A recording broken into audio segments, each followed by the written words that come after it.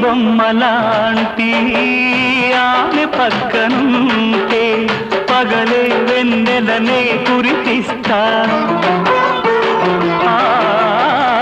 నీడలాగా నాతో ఏడడుగులు సాగితే ఇలలో స్వర్గం నే సృష్టిస్తా రసరమ్యం ఆ రాగ విలాసం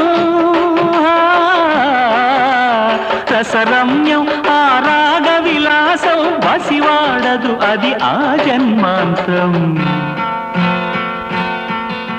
అందమైన నా ఊహల మేడకు ఆవిడమణి దీపం అంది అందని నాశలకు ఆమె ప్రతిరూపం ఆ తలపే నా ధ్యానం ఆ అభినవ దేవత నా ప్రాణ